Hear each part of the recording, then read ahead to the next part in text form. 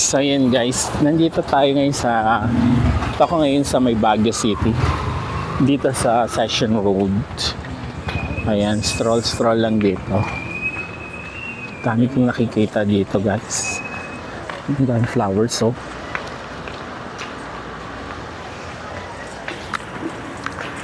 Ayan. Wow. Tanong natin yung mga flowers dito. Tingnan natin kung magkano yung presyo. Ate, magkano yung sunflower? Isa? Ito, magkano? 60? Ang rose? 40? 60 lang yung sunflower. So yun guys, dito sa bandang Session Road, dito ako ngayon. Lalakad-lakad ako. Actually, nagsiset up pa lang sila ng mga pwesto nila. Kasi nakatapos lang ng parada. Ngayon pa lang sila magtatayo ng kanilang mga tindahan. So mamaya yan, marami na yan nagtitinda dyan. Sari-sari na yan, mga pagkain, mga souvenir items, yan, mga kung ano-ano. Festival kasi dito ngayon guys sa Baguio, Panagbenga Festival. So pag gantong season, sinasarado tong Session Road para bigyan ng way yung mga bazaar na tindahan. And dito guys, hindi kasi uso dito yung tricycle or jeep. Kailangan maglalakad ka talaga. Ang kagandahan naman kasi dito sa Baguio, kahit maglakad-lakad ka is hindi mainit, hindi ka pagpapawisa masyado kasi malamig yung klima. Though nakakahingal. Kapag first time mo dito sa Baguio, magrereklamo ka talaga sa lakad-lakad na eksena kasi hindi lang basta lakad may mga ahon-ahon dito sa Session Road. Paahon to Ayan. So, kailangan talaga is malakas yung resistensya mo sa paglalakad.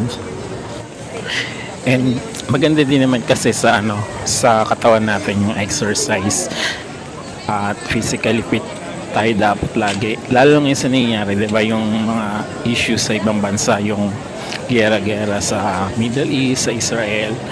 And baka mamaya magkatotoo yung prediction ng World War III. Huwag naman sana, diba? Pero at least ready tayo sa kung ano man yung mga pwedeng mangyari in the near future, mga susunod na araw or susunod na buwan. So yun guys, naisip ko lang yung mga taga Baguio kasi or yung mga taga Highlands, mga taga probinsya or yung mga taga bundok. Sa nangyayari sa mundo ngayon, yung mga gera-gera, sila yung kumbaga mataas yung possibilities ng survival kasi sila yung batak sa lakaran, takbuhan, akyatan. Yan. Kasi yun yung nila yun yung lugar nila, yung community nila, ganon. So, sanay na sila sa mga malalayong lakaran. And ganon kasi yung dapat natin matutunan sa panahon ngayon. Lalo yung government natin, parang ang daming tinatago, ang daming hindi sinasabi, yung mainstream media, parang ang dami nilang hindi sinasabi sa mga tao na mga possibilities na mangyari in the near future. And kailangan natin yun malaman or matutunan in our own way na pwede mangyari sa atin sa hinaharap, di ba? At least ready tayo. Kasi wala naman tayong sanay ba kundi tayo lang din.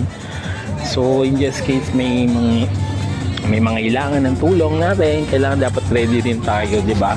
Mga kapwa natin Pilipino. So yun guys, tulad dito sa Baguio, may nasalubong ako mga fresh. So yun, dito muna ako guys, dyan muna kayo. Susundan ko muna sila, mga mandirigma ng Baguio City. Okay, bye! Ingat kayo lahat.